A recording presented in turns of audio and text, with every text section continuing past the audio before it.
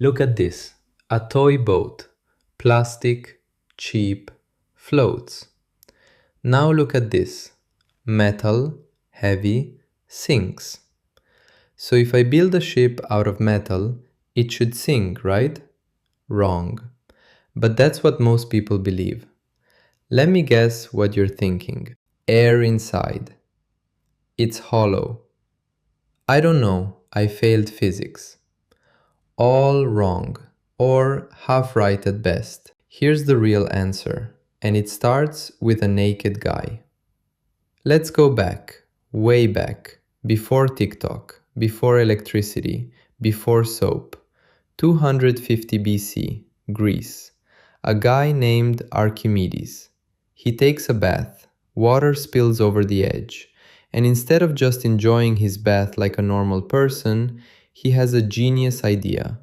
He runs outside, naked, wet, screaming, Eureka! That means, I found it, not, please give me pants. So, what did he find? Simple. When you put something in water, the water pushes back. The push equals the weight of water that got pushed out of the way. That's called buoyancy. If your thing weighs less than that water, you float. If it weighs more, you become a submarine, a permanent one.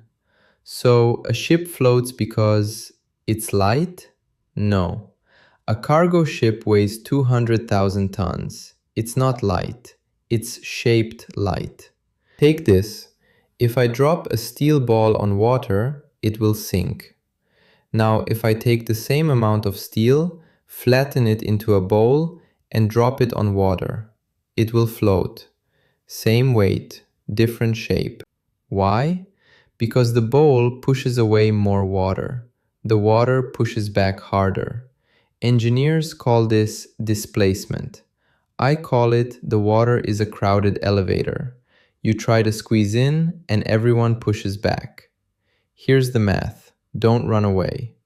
1 liter of water weighs 1 kilogram. If your ship pushes away 10,000 liters of water, that's 10,000 kilograms of upward push. If your ship weighs 9,000 kilograms, you float. If your ship weighs 11,000 kilograms, you go to the bottom and make friends with fish. That's it. That's the secret.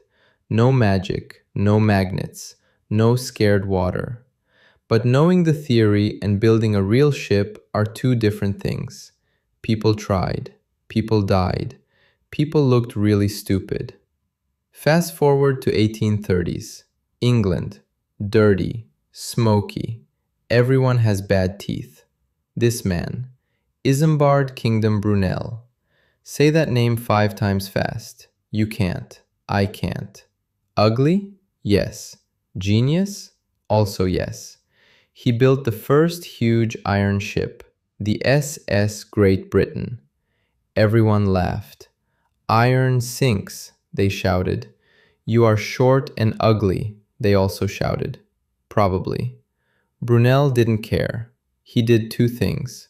First, he made the hull hollow, but not one big empty space. That's dangerous. If one hole happens, whole ship floods. So second, he divided the inside into watertight compartments. Imagine an ice cube tray. Fill one section with water.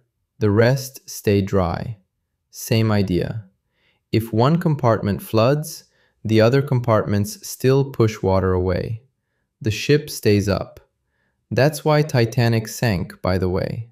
Not because of one big hole, because the compartments didn't go high enough. Water spilled over the top from one to another, like a bathtub overflowing. Bad engineering, good movie. Brunel's ship? It worked. It crossed the Atlantic in 14 days. People stopped laughing.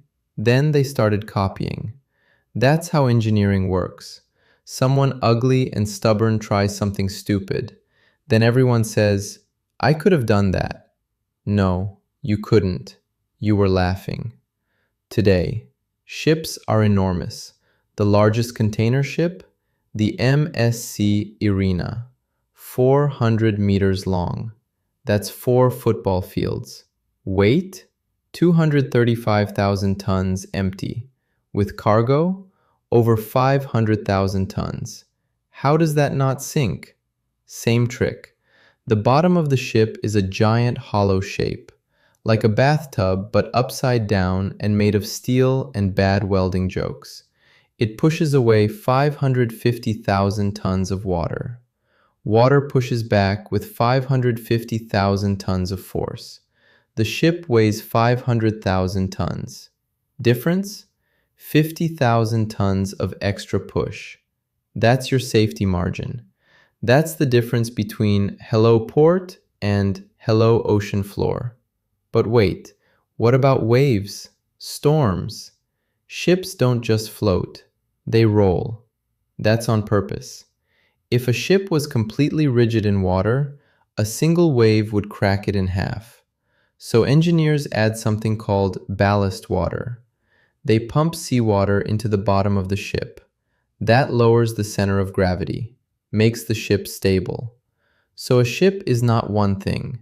It's hollow shape for buoyancy, compartments for safety, ballast water for stability, and about 10,000 other things I don't have time for because you have the attention span of a golden retriever. Engineering is great until it isn't. Here are 3 ways ships sink anyway. Number 1, free surface effect. Sounds fancy, it's stupid. If a compartment is half full of water, the water sloshes. Sloshing water moves the ship. Moving ship makes more sloshing. Next thing you know, ship is upside down. Happened to the MS Estonia in 1994. 852 people died. Not funny. But the name of the problem is funny. Free surface effect. Sounds like a sale at a water park. Number 2. Rogue waves. Waves that come out of nowhere. 30 meters high. For centuries, sailors said they existed. Engineers said no, that's impossible. Then in 1995, a laser on an oil platform measured one. 26 meters. Engineers said, oh, okay, we were wrong, again. Number 3. Human stupidity. The Costa Concordia. Captain drove it too close to an island to show off. Hit a rock. Ship sank. 32 died. Captain left the ship while passengers were still on it. Now he's in prison. Lesson. Ships are safe. People are idiots. Including you, but that's okay. So, recap. Ships float because of shape and displacement, not just because of air, not because of magnets, not because water is scared. Archimedes figured it out naked. Brunel built it ugly. Modern engineers added compartments, ballast, and expensive lawsuits. I'm Grom, just a chill guy. If you learned something, like and subscribe. If you didn't, watch it again. You're too slow. Next video is gonna be how do planes stay up? Spoiler, it's not magic, it's cheating. See you there. Or don't. I'm not your dad.